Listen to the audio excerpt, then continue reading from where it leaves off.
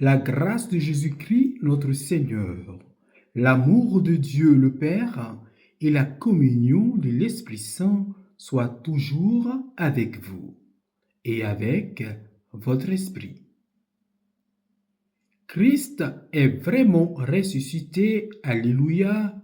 Le Seigneur est vraiment ressuscité, alléluia. C'est donc avec ce cri de joie que nous voulons exprimer notre allégresse de célébrer en ce dimanche, jour du Seigneur, la Pâque de Jésus-Christ.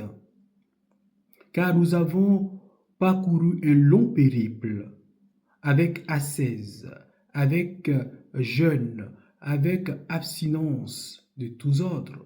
Nous sommes entrés dans le mystère de la passion, de la mort, et enfin, nous découvrons la résurrection du Seigneur en ce matin de Pâques avec autant de joie. Bien-aimé, c'est une joie pour moi, comme c'est une joie pour toi, de célébrer l'événement fondateur de notre foi chrétienne, le piédestal, le socle, la pierre angulaire de notre foi, la résurrection du Christ. Et comme le disait déjà Saint Paul, si Christ n'est pas ressuscité, vaine est notre foi. C'est parce que Christ est ressuscité que nous sommes bel et bien dans la joie. Alors, avec vous, nous allons écouter en ce dimanche de Pâques l'évangile du jour et la méditer ensemble. Le Seigneur soit avec vous et avec votre esprit. Évangile de Jésus-Christ selon Saint Jean. Gloire à toi, Seigneur. Le premier jour de la semaine, Marie-Madeleine se rend au tombeau de grand matin. C'était encore les ténèbres. Elle s'aperçoit que la pierre a été enlevée du tombeau. Elle court donc trouver Simon-Pierre et l'autre disciple, celui que Jésus aimait. Elle leur dit: « On a enlevé le Seigneur de son tombeau et nous ne savons pas où on l'a déposé. » Pierre partit donc avec l'autre disciple pour se rendre au tombeau. Ils couraient tous les deux ensemble, mais l'autre disciple courut plus vite que Pierre et arriva le premier au tombeau. En se penchant, il s'aperçoit que les linges sont posés à plat. Cependant, il n'entre pas.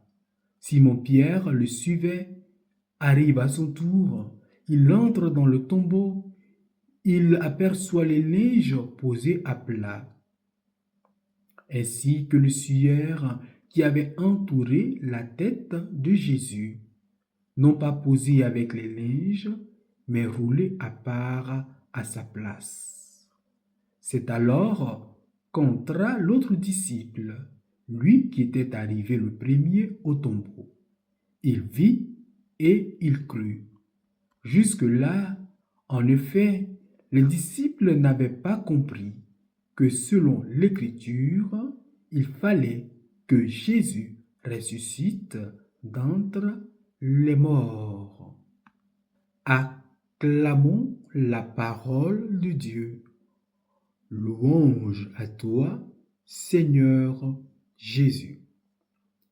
Eh bien, chers frères et sœurs, en ce matin de Pâques, nous célébrons une grande joie, le fondement de notre foi, ce qui nous donne de nous réjouir de notre identité de chrétien.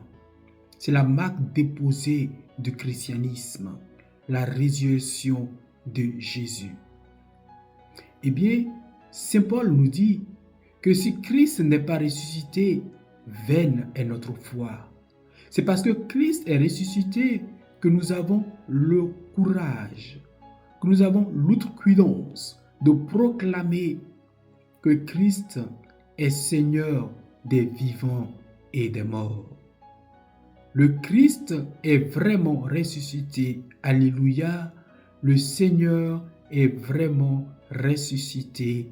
Alléluia. L'événement de la résurrection se situe bel et bien dans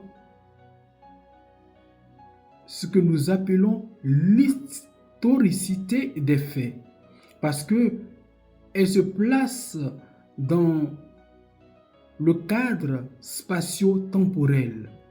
L'événement se produit comme un homme, Jésus-Christ de Nazareth, qui est né, qui a vécu, qui est mort et qui est bel et bien ressuscité entre l'an 35 et l'an 39 de notre ère. C'est pourquoi nous disons qu'il est bel et bien historique. Il est historique parce qu'il y a des repères.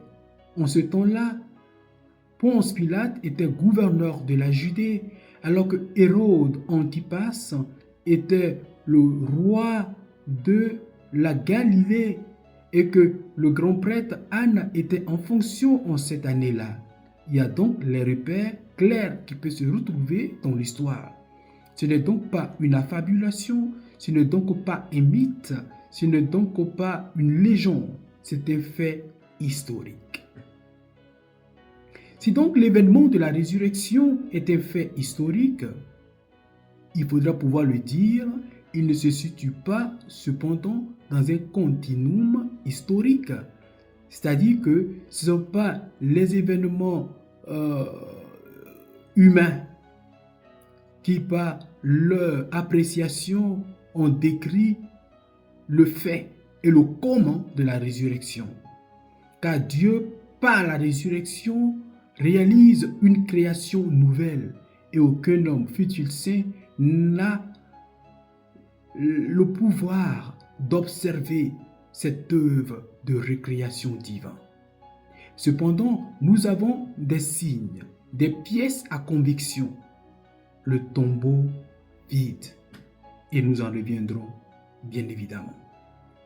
Alors, on nous dit, le premier jour de la semaine, Marie-Madeleine va au tombeau de Jésus. Cette marque temporelle de premier jour de la semaine nous rappelle un premier jour de la création, déjà dans le livre de la Genèse, où Dieu crée à partir de rien, ex nihilo. On nous dit, Bereshit barar Elohim et Hashamahi, Ve'et haaretz ayota tohu vabohu, Ve'oshek al penei tehom. Au commencement était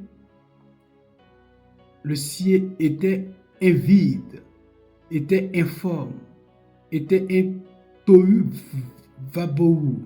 Et dans ce tohu vabohu, Dieu dit une parole, que la lumière soit, et la lumière fut. Donc Dieu, à partir du désordre, du chaos généralisé de l'univers, Dieu fait surgir la lumière et fait surgir la création.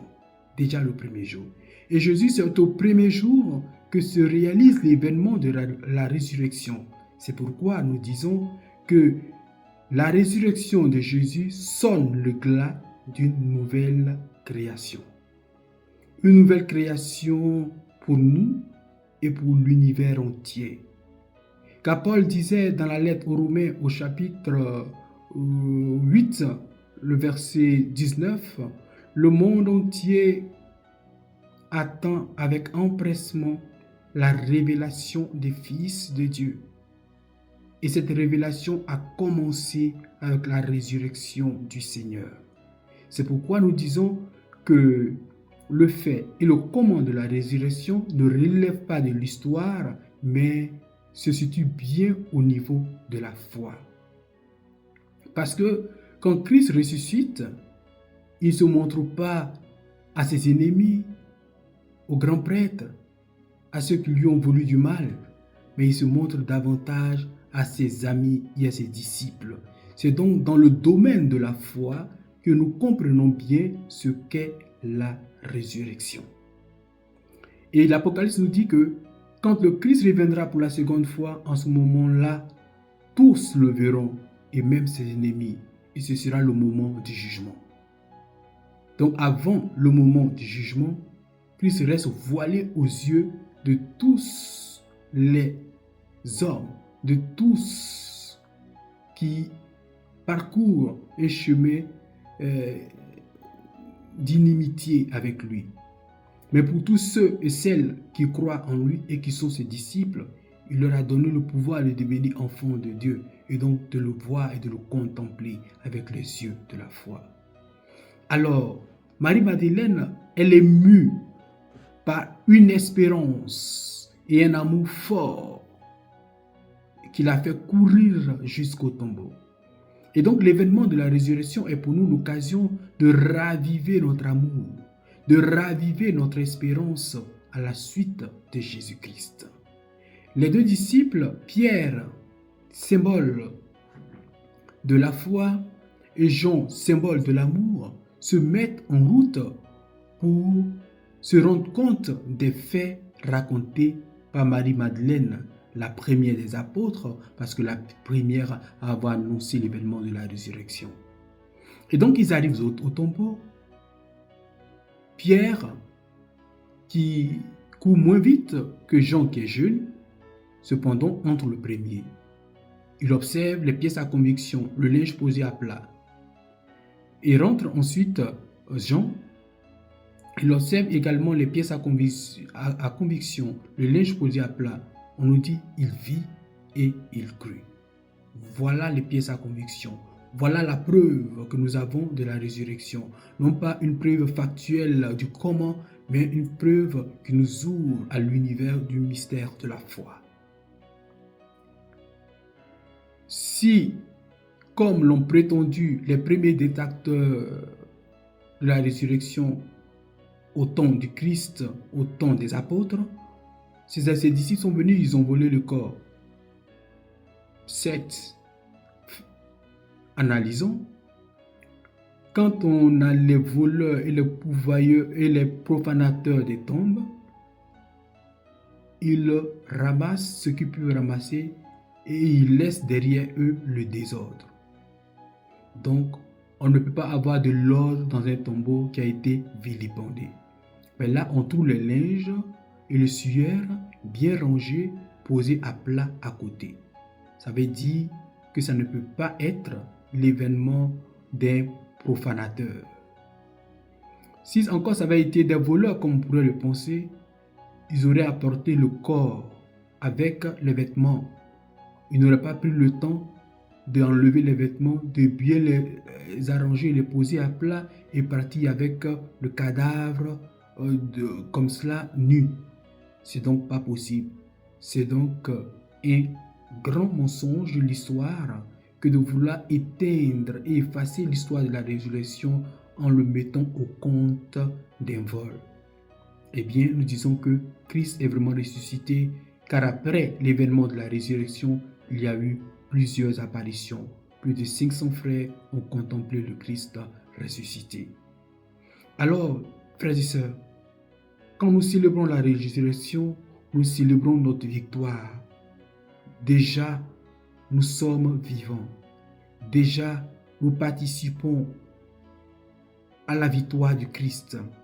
Et déjà, nous sommes des enfants de Dieu. Nous avons fait notre pascalité de la mort à la vie.